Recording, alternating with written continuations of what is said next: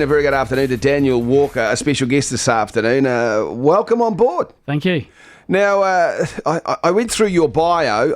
I won't go into details, but what a fascinating job you have. How did you fall into or stumble into or leap into saving people, women in particular, in human trafficking and even children worldwide? How did that happen? Well, I was a student at Canterbury University, actually, many years ago. And hang on, I'll just check this. Yes, red and black socks still. That's good, yeah. Yeah, red and black.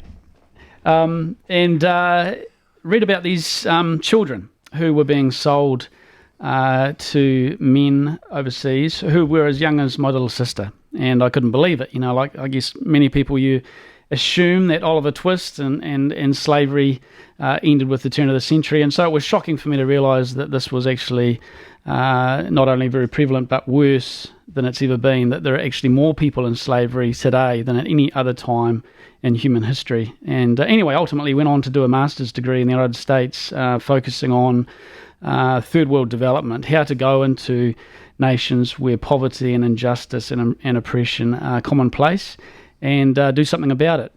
Subsequently joined the New Zealand Police and became a detective.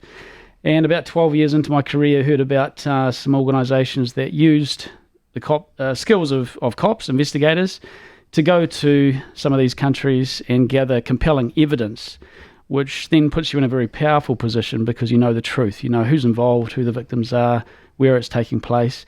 And we would then, in a very Kiwi way, approach the local authorities, not to shame or embarrass them, but just say, hey, you know, we know how hard this is. We've got some information we would love you to act on. And we don't want the glory. It's your case, but we've done all the work. Here's the location. Here's the interior diagrams, covert footage, surveillance, GPS, all of that. Here's the case, and facilitate the rescue of the victims and the prosecution of the perpetrators. Just before we get into that overseas, because I'm fascinated by it, and you know we see movies like Missing, and we get pictures of the horror, and it really is a horror story.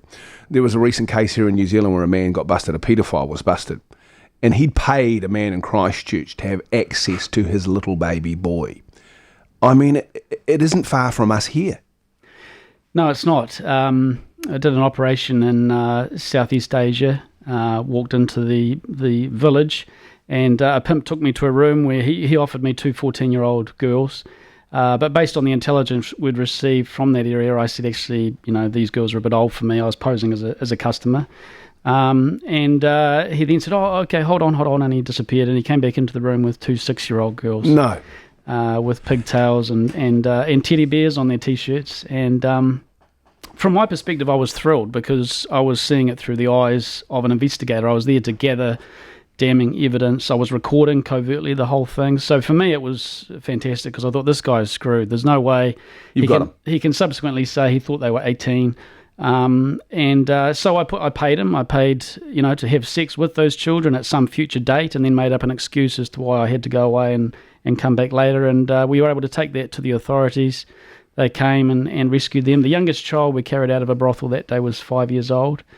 But interestingly for me, once I came back to the police in New Zealand, we did a search warrant in Christchurch, and going through the computer of a offender, and I saw the very same image of one of the children that we had rescued some years earlier on this guy's computer. So it's we live in a global village, and that's why we're so excited about a New Zealand organisation being able to do something about it, because it's New Zealanders that are driving the demand, and it's New Zealanders that are involved in this stuff. Every now and then we'll talk about child pornography, and that we very rarely talk about the exploitation of older women, and I'll get to that as well. But with the child pornography, it's abhorrent because we've got cases in New Zealand where someone's found with 30,000 images and they get home detention. And you sit there and you've got to go, I mean, the father in me goes, break their arms and legs. How do you walk into a brothel in Thailand or wherever you are, 6-year-old kiddies are brought at you? I think I'd want to kill the fella. How do you actually hold yourself together being confronted with this day after day after day? It's a horror story. Again, it is Kiwis, and especially coming from a Kiwi policing background, you know, we take for granted in this country that we are We have incredible professionalism and largely a corrupt-free force that most people take for granted, but that's not the case overseas. And so we're able to take that professionalism into those environments. I think that's where your experience and your training, because ultimately you're there to gather evidence. I mean, yeah, you might unleash, it might feel satisfying in the short term to give this guy a biff, but long term it doesn't rescue the children. It doesn't change anything. Whereas if that guy is publicly convicted through the local judicial system, if he gets, as we've had, 20 years imprisonment for selling those children, if those children get to stand up in court and publicly share their story, it starts to change the value systems of that culture and of that community.